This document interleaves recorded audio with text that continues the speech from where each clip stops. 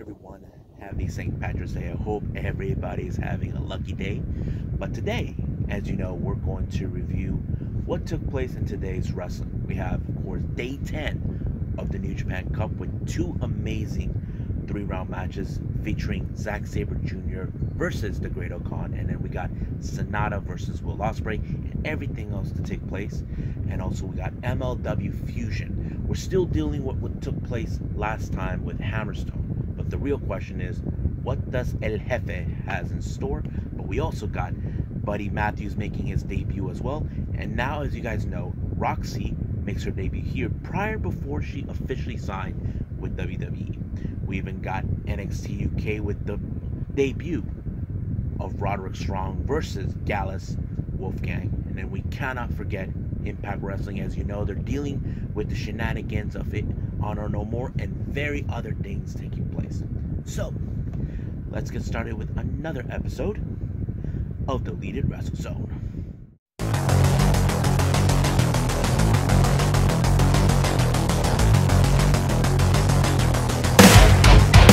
Are you ready? Get up, get up! Get up, get up! Get up, get up! Get up, get up! Get up, get up! Get up, get up!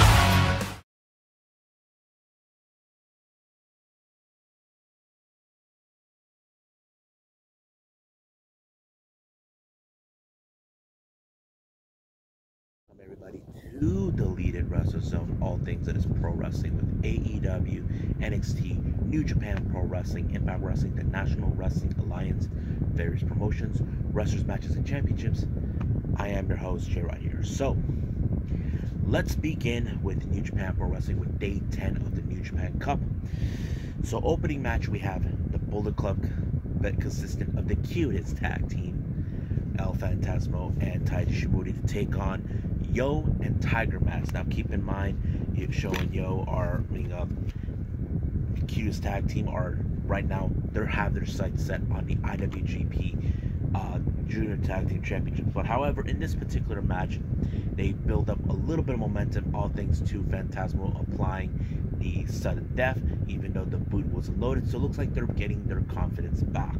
However, this is not just the end of it. The second match, we have, of course, the heavyweight contenders within Suzuki-gun. That includes Taka Michinoku and Desperado taking on the current IWGP Junior Heavyweight Tag Team Champions, of course, Master Wato and Ryusuke Taguchi. Now, here's the kicker. As you know, if Taka and Despi either pin the Tag Team Champions or beat them, they get a opportunity for the tag titles. But however, even though in this particular match I was amazed how they were able to hold on, but it was Taguchi that picked up the victory for his team. But however, in post-match, they were brutally attacked by El Phantasmo and of course Taiji Shimori. They were able, Ryusuke was able to hold on to beat them out, but they were viciously attacked from behind by the other members of the Bullet Club. That includes Geto, Chase Owens, and Balak Fale.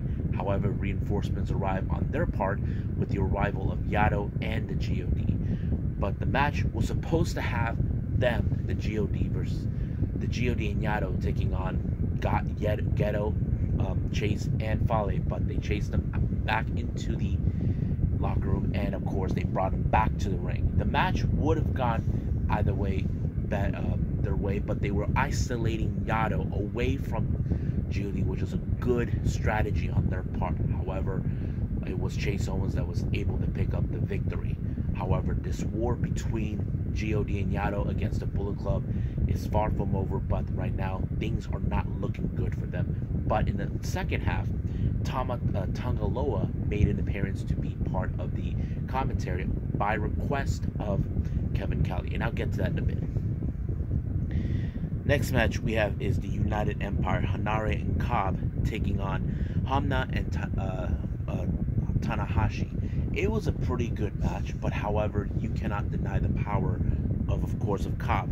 It was Cobb who actually put Hamna in the tour of the islands that allowed them to build momentum. Now, in the next match, what we have is of course this is where we already have what's their name, Tangaloa coming out. He spoke out of what he said, but here's who he was not happy to see: the House of Torture. Originally he called them the House of Horrors, but Kevin Kelly kind of corrected him. So we have all 4 members taking on the members of LIJ: Bushi, Shingo, Naito, and Hiromu. Now keep in mind, Hiromu is set to face this coming Saturday against Evil. This is going to be one brutalized match, as you know. However, the match would have gone LIJ's way if it wasn't for, of course,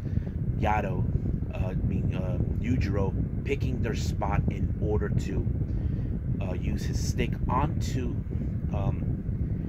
Hiromu and allowing them to win the match. However, when Shingo came out to help, he was viciously attacked by his next opponent in the New Japan Cup, and that would be, of course, Chase Owens. Chase Owens claims that he will beat Shingo in 5 minutes or less. So basically, the stage is set. However, Tangaloa hold his composure. He knows he doesn't want to cause a problem, but he knows that he'll get his day against the Bullet Club.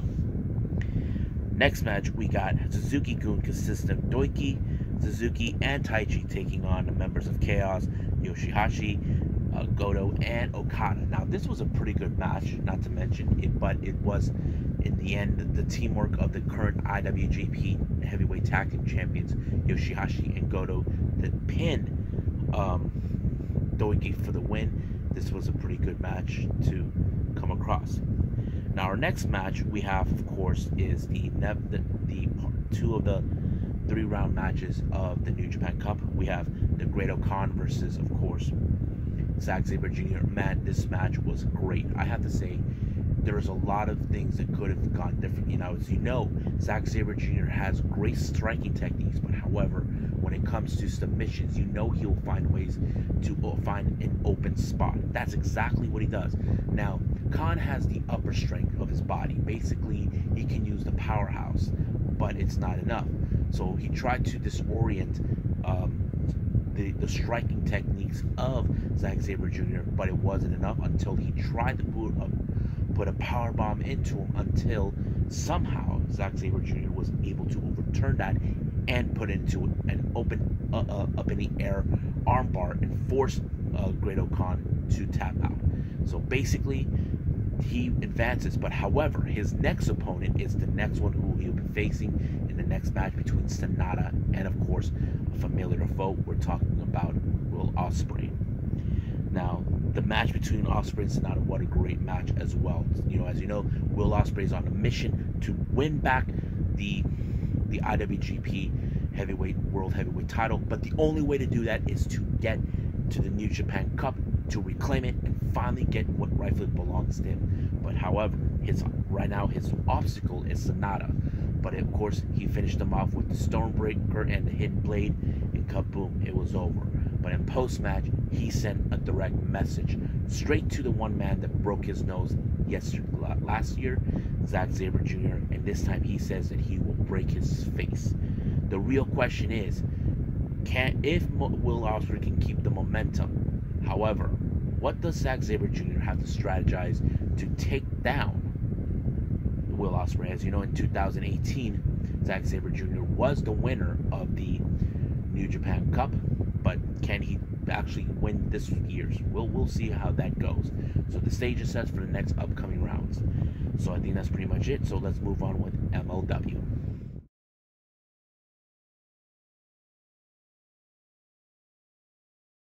Alright, so we got MLW Fusion 137. It opened up with, of course, Richard Holliday returning to his scene of the crime, where he viciously attacked last week Hammerstone after his match against Davey Richards. He believes now that his blood is now marked in the holy grounds of the venue, and basically he has more devious plans up his sleeves. So we'll get to that in a bit, but he did show up later on in a limo, basically happy for what he's done, along with his main squeeze, Alicia Atout. Now, our opening match, we have Miranda Gordy. You may have heard of her. Her father was, I forgot his first name, but he's a Gordy. He was part of the Fabulous Freebirds, a fellow Texas native taking on another fellow Texas native, the prodigy Rok-C. Now, some of you probably will question, wait a minute, J-Rod, didn't we just hear today Rok-C is signed with WWE? Well, I'll get to that at the news update, so that way you guys can get it. But yes, so this is more of a, a battle of Texas. Now, if you guys, basically there's battles of the locations where Texas, as you know, Rok-C's originally from Laredo, but she was in Houston because if you guys know her background, she was trained by none other than Booker T. So it was a very brutal match for her. I mean, Rok-C did hold it together, but however, Miranda is not there to play, to show that, she's not a goody-two Barbie girl that people would probably picture her, but no. But she did put her away by using an old move, giving her the advantage to win and send a direct message to the other women in the back. Now, if you guys remember 3 weeks ago, Gino Medina viciously beaten and bloodied Aramis after his huge embarrassment against Macroman. People would have expected Gino to be suspended or paying a fine, but however, it was the opposite. El Jefe made the decision to give him a bonus. So that kind of puts it into another perspective, that this is the kind of thing that Caesar likes, violence. Now, as you know, the war between certain members of what formerly was known as Contra Unit rages on. Mats Kruger was not satisfied with the idea of losing his match against Jacob Fatu. This time he issued a new challenge with a different stipulation: Stairway to Hell match. So he believes this will be the final downfall of Jacob Fatu, but however, Fatu did respond later on that he accepts the challenge. Now, just to give you guys the heads up, next week we will see the reintroduction of none other of Killer Kross. Yes, folks, Killer Kross is making his way back to MLW. I'm excited. Hope everybody's excited. Now, on the medical update, as you all know, the Von Erichs were viciously attacked by none other than 5150. Marshall Von Erich is out due to a knee injury. Ross has a minor concussion, so he'll be alright, but Marshall will be out for 3 to 4 weeks. However, 5150, other victim, the judge, EJ Aduka, he seems fine, but he feels that sooner or later, bad things will happen to 5150 for what they have done. So I'm kind of excited to see exactly what he has in store. Now, the medical front about Hammerstone, nobody seems to know what is going on. Hammerstone refused to be checked out. Basically, not a lot of information. But this will lead to the end of the show where I'm going to explain what happened. But however, our next match is TJP, who is self-proclaimed middleweight, cruiserweight star, taking on someone he's familiarized. We're talking about the debut of Buddy Matthews. This match was unbelievably good. It was showed like how good this match really is, and I think it showed, okay, TJP, he finds a way to pick his spots. Buddy Matthews, we know he could do better, but however, he found an opening to finally take down Buddy Matthews with an ankle lock, forcing him to tap out. But right now his sight is set on the middleweight championship, about to Myron Reed to send a direct message to him. Now, in post-match and post-show, Cesar Durant said that he called Alex Hammerstone, no response, nothing, no email, no calls, no text message. However, this is where he feels this will finally be under his advantage. If Hammerstone does not appear in next week's MLW, the MLW World Heavyweight title will be vacated, which is something that Durant wants, and I'm sure in the back of everyone's heads, this is what Richard Holliday wants. So the real question is, will Hammerstone make his appearance? We know he's hurt, but the real question is, how hurt can he be, even though we don't know exactly of his medical extent? Well, we'll see what happens then. So right now, I believe it's time to move on with NXT UK.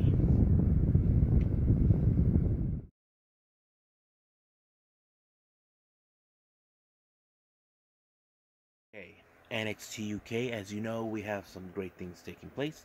However, opening match, we have Tyler Bate along with Trent Seven taking on Oliver Carter, who's being accompanied by Ashton Smith. Now, if you guys recall a couple weeks ago, Mustache Mountain put their tag team titles on the line against who I and several people can say they're the ultimate underdogs. We're talking about Oliver Carter and Ashton Smith. Now, they believe that there was a bit of a controversy about how this match ended, but they are demanding another opportunity. But however, it seems that Trent Seven doesn't believe they earned it, but they have to earn that position. So they decided to set up a week ago a series of singles competition. So basically one-on-one. On this particular match, we have Tyler Bate versus Oliver Carter. Now, this you probably would have assumed somehow Tyler Bate would have walked out, but no, because of distraction that was led by both Trent and Smith, it caused for Tyler Bate to lose focus and allowed for Oliver Carter to pick up an upset victory against against Tyler Bate. So it proves right there that this is one opportunity they can overturn. However, the next time we will see Ashton Smith take on Trent Seven. Could he actually repeat the process that his tag team partner did? Well, we're going to see. Or will Mustache Mountain decide to declare it was a fluke? We'll see about that when that happens. Now, if I mentioned this before, A-Kid, as you know, is currently in NXT 2.0, but all their NXT shows, all NXT UK shows, are pre-taped. So, as you know, he had to deal with Charlie Dempsey. So he's looking for a tag team partner, but he looked for the one person that I don't know if he will be on the same page with him. And we're talking about Saxon Huxley. So he is going to team up with them. He actually said yes. Now, as you know, last week we saw the arrival of Wild Boar. As you know, Wild Boar and Primate were once tag team partners under the guise of Eddie Dennis. However, because of their failures in the tag team division, Wild Boar was kicked out, and now he wants revenge. He set up a video package how much he hates Eddie Dennis. He wants him. However, later on in the entire show, Sid Scala called him out, saying that him and Johnny Saint believe that there should be a match against Wild Boar. Now, Eddie Dennis, who is a sly little devil, tries to avoid him. So he decided to send T-Bone to put him away. So basically, Wild Boar may not like it, but the real question is, does this little piggy will make Mansory meat out of T-Bone? Well, we'll see how that goes, because as you know, he has to get to the one person that destroyed him. So that's going to be interesting. Next match, we have Nina Samuels versus Amelia McKenzie. Now, about a week or two ago, Nina Samuels called out Amelia, being the sidekick of the final boss, Mako Satomura. But Amelia fired back, telling her that she's dressed up like a flamingo at 9 a.m. Now, you probably would have assumed that Nina Samuels, with her dirty tricks, would allow her to win, but not this time. So she made one mistake by applying the moonsault. Amelia McKenzie moved out of the way and speared Nina Samuels for the 1-2-3, and it was over right from there. Now, Kenny Williams, as you know, after what he did to Sam Gradwell weeks ago, he considers him a thing of the past. But I started to think that maybe Sam Gradwell decided to have a little fun with them. He left a note.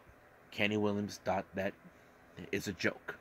However, he freaked out when he saw a bald-headed guy, and he thought that was him.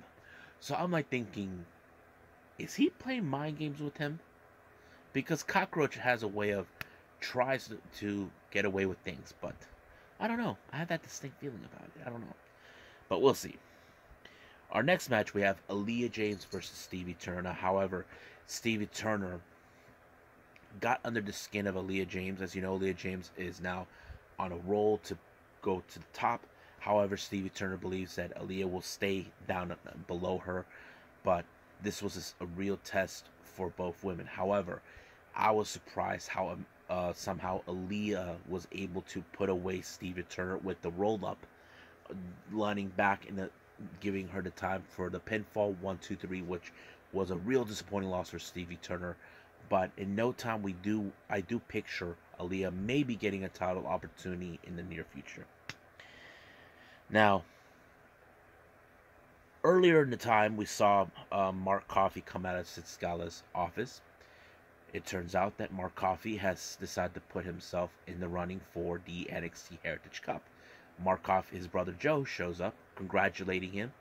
But however, later on in the evening, Shaw Samuels and Noam Dar thinks that it's a joke that Mark Coffey's the little brother of Joe Coffey is now making a play.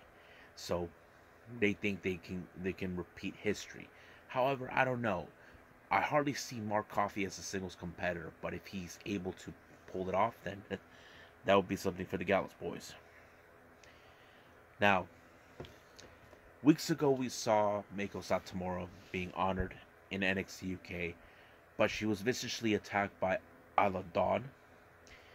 It appears now Isla Dawn is gunning for the NXT UK women's title. But it appears that this is now personal between both Isla Dawn and Meiko Satomura. When Meiko first arrived at NXT, Isla Dawn was her first opponent. She finished her off. However, Isla Dawn has changed in the course of a year. Meiko Satomura can sense it. But the real question is, can the final boss overcome the White Witch's tactics or whatever she has planned to destroy her? Well, we will see that happen.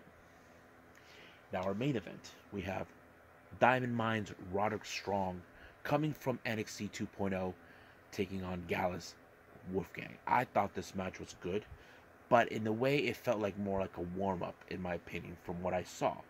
But it was Roderick Strong that came on top, taking out Wolfgang. However, in the post-match, he actually called out that he wants to issue the challenge for the NXT UK Championship. So that means Ilya Dragunov is the next, has a new competitor. But this time, Roderick Strong decided to say, another big money match. But in exclusive content, well, Ilya Dragunov is up for the challenge.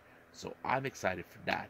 So it's still no one telling when it's going to happen, but I'm sure this will be announced in the upcoming NXT UK, or we will see it somewhere in social media. So I think that's pretty much it what we got. So I believe it's time for me to move on with Impact Wrestling.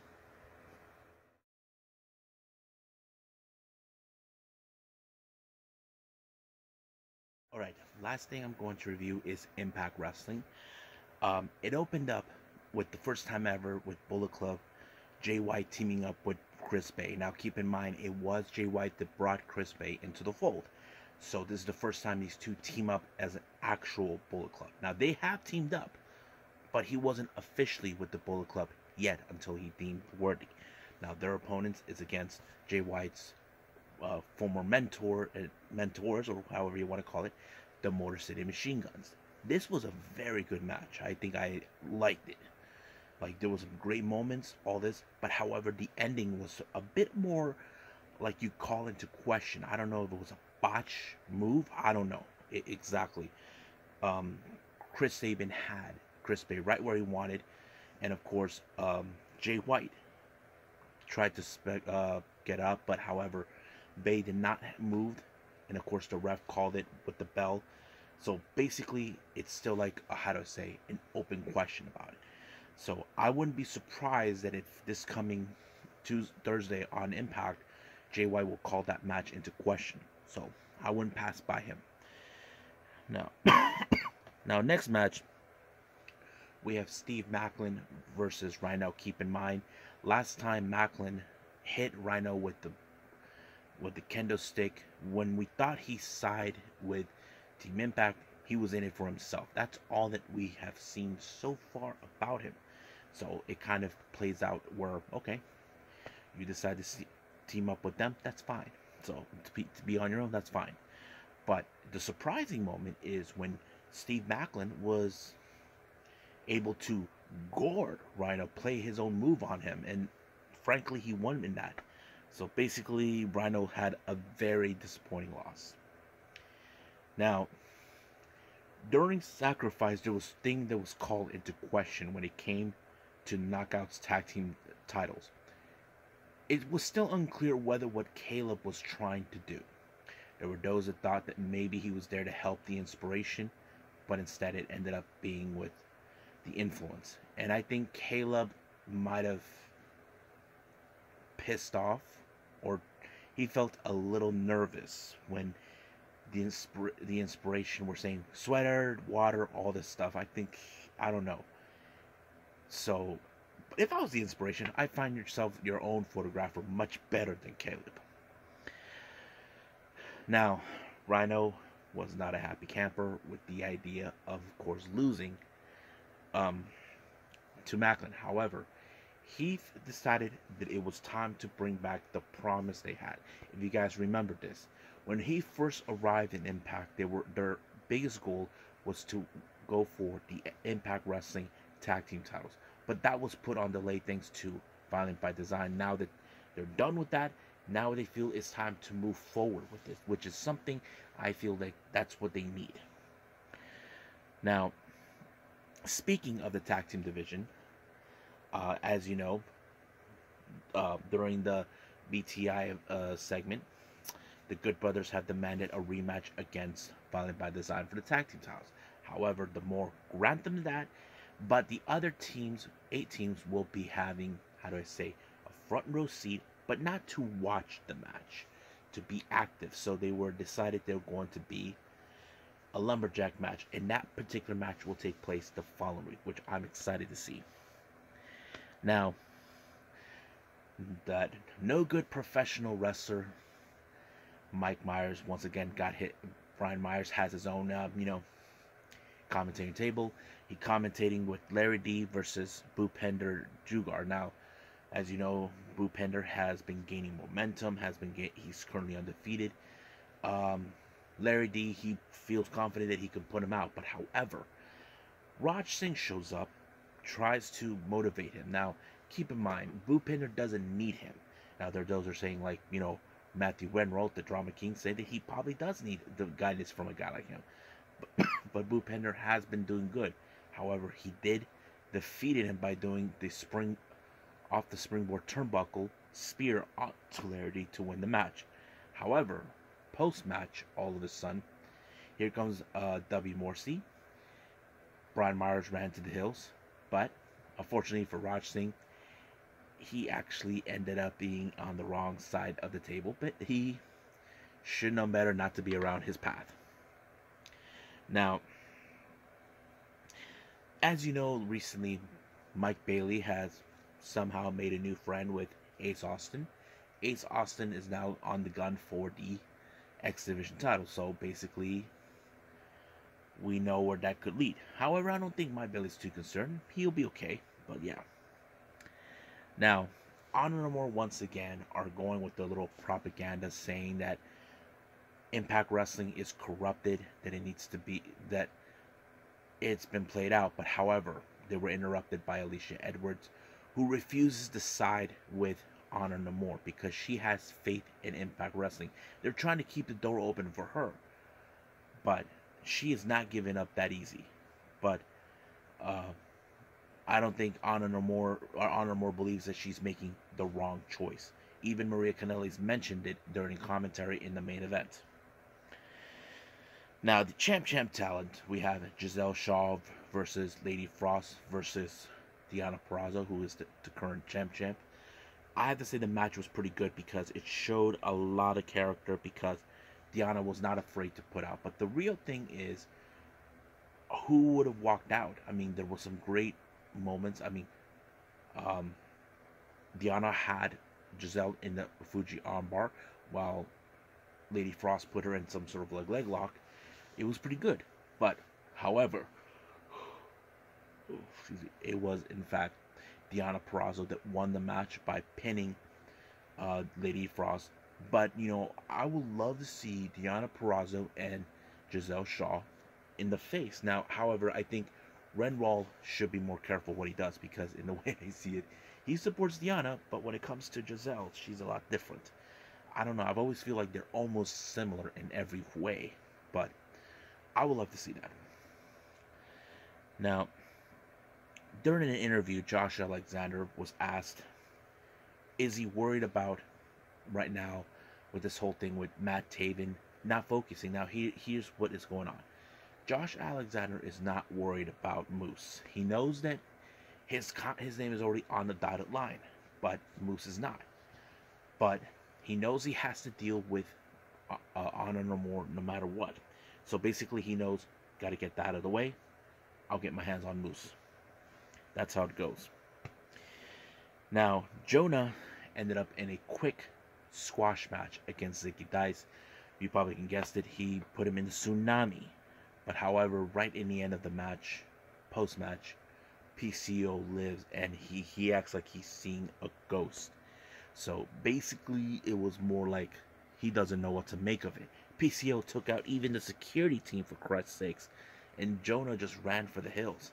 So we could see a part 2 between Jonah and PCO. Now, during the week, they revealed a very disturbing moment.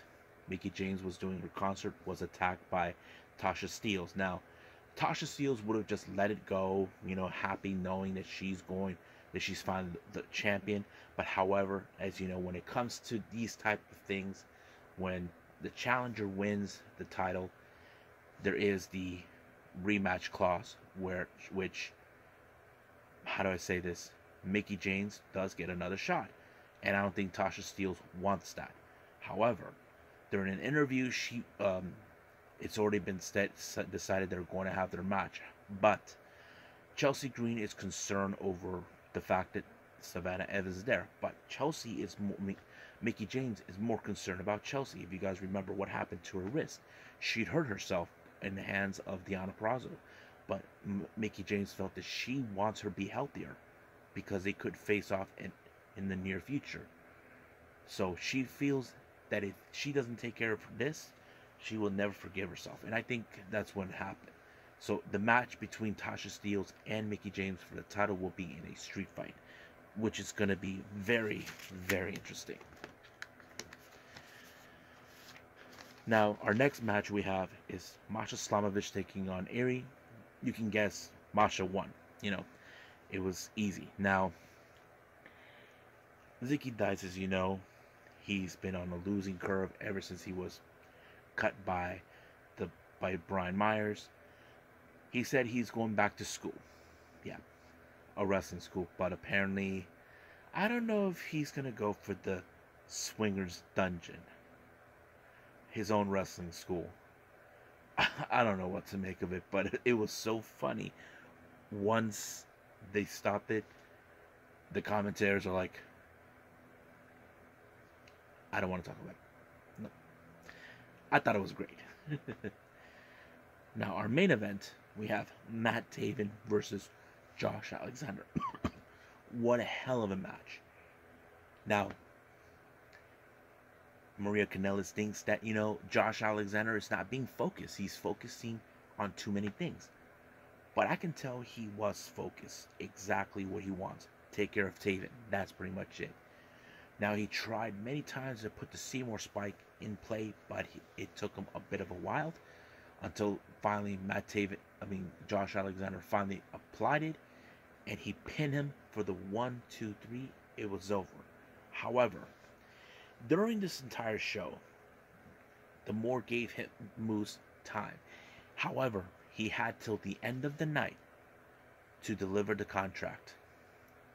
But Moose, being the most despicable, disgusting person that he is, instead of sending the contract straight to the Moore, he goes straight to Josh Alexander's house who his wife, Jade, opened the door. Right there, his son, who is still scared of him, was there. Now, Josh will probably be not happy with what Moose did. He's trying to get to his head. Because Moose says he has no remorse for what he did at Bound for Glory. Well, don't ever get involved with a man's family because you think you can get into his head. But if I was Josh Alexander, try to block that off and worry. You should worry about Moose, how you're going to get him. So that's pretty much it, and I believe it's time for some news updates.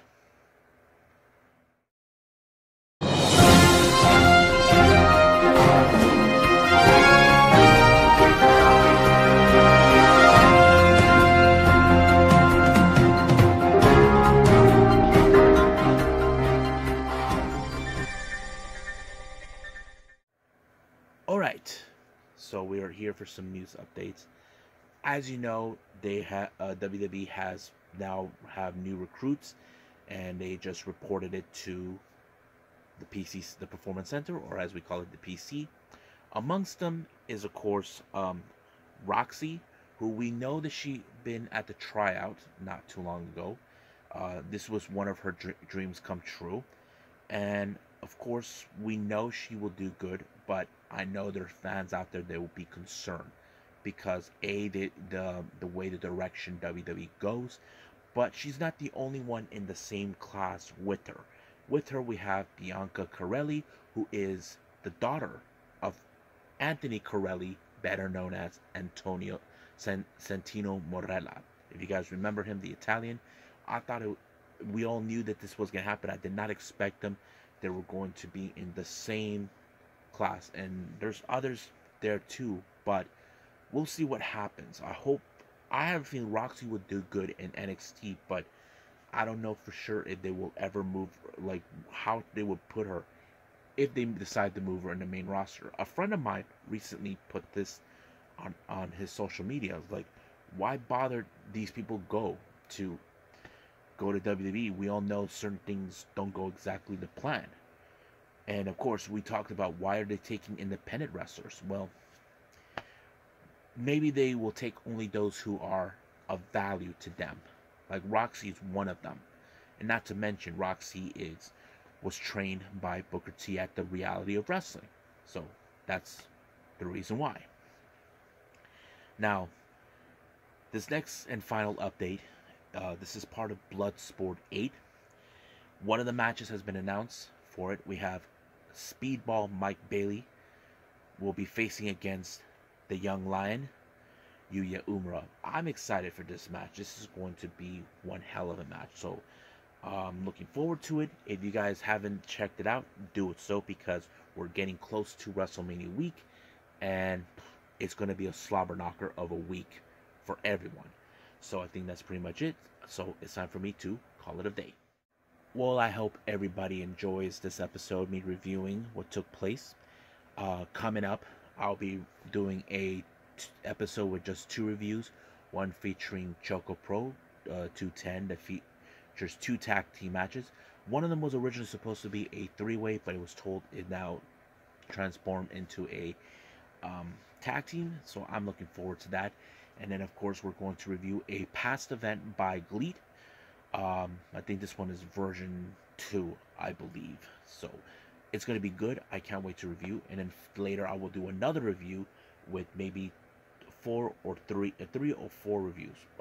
2 of them is in fact going to be AEW Rampage and NXT Level Up. I don't know yet what I'm going to throw in. I'll just throw it as a surprise for everyone.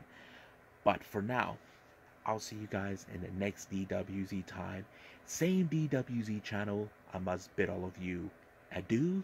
So, goodbye. Mwah. And have a nice day. Bang.